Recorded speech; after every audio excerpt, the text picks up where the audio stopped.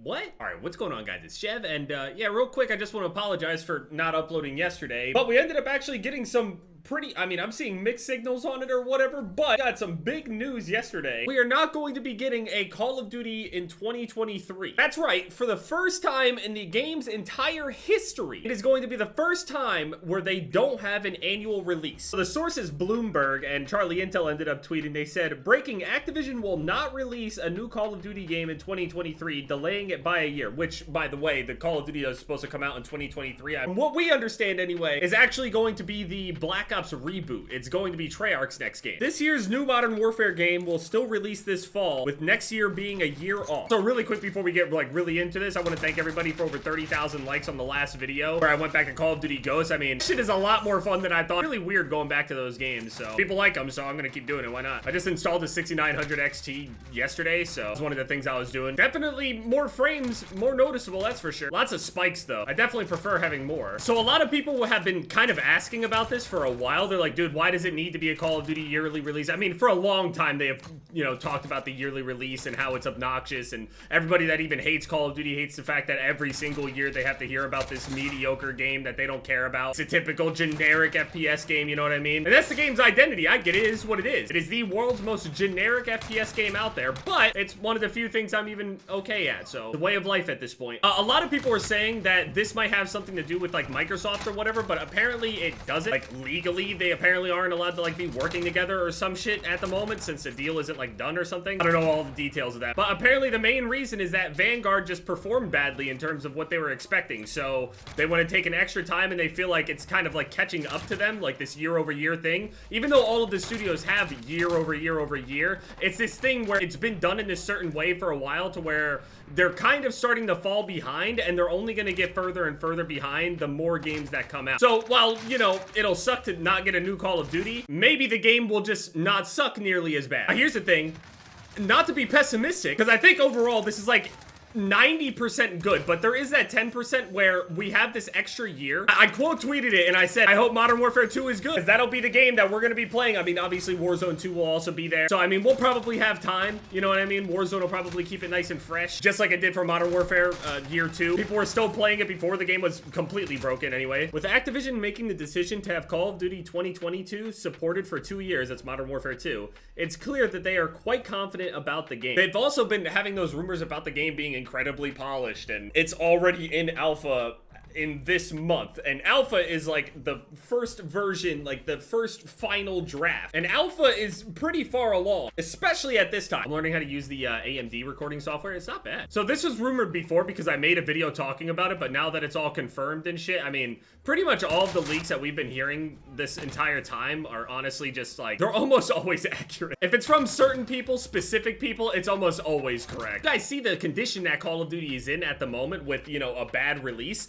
Imagine if Modern Warfare 2 is just somehow not received well. There's no way that it can't, though. Even if the game is complete dog shit, horrible, its name by itself will sell more than Vanguard. I can basically guarantee that, and I'm pretty sure they feel like they can. But I'm actually kind of excited to see what they could potentially actually make with extra time. Usually I would think, like, real pessimistically in my mind, like, oh, what could one extra year do? But this is the first time they have ever done this. I don't know how much they could actually change over that time. We're not gonna know until it's out. I guarantee it though, if it is a disappointment, you guys are definitely gonna hear it. You guys took an extra year for this? I can see it now. So many people are gonna be talking so much shit. One of them could be me. One thing I was thinking about also is, what if, like, in potentially, like, year 2, where you would think that maybe there would be, like, a new Call of Duty, what if there's, like, a giant update for that game instead? Like, in multiplayer, like, an actual year 2, like, update season thing, where they, like, just revamp a bunch of shit. I mean, they risk kind of killing the game at that point if the game is successful, I guess, but yeah, I actually just have no idea if Sledgehammer is just basically gonna get relegated to back to, like, a support studio now, because I really like Sledgehammer, and Sledgehammer were one of the few people people that actually replied to me, like, as devs. So, I mean, actually, I talked to a few people in Raven, so Raven replies too here and there, but I'm seeing people make fun of the Donda performance or some shit. Dude, I would have so much anxiety about trying to perform one of those kinds of shows just due to technical difficulty and having nothing to do with my actual talent or anything. Given I barely want to get up and read like a fucking essay to a group of people in front of me. I'm literally alone when I'm doing this. I don't feel any pressure at all. I'm trying to imagine what Treyarch could actually do with that extra time, like a Treyarch game. Imagine if they had as much polish as like Modern Warfare's polish. Like while Modern Warfare 2 is sounding like it's gonna be really polished, I'm thinking by 2024, that's when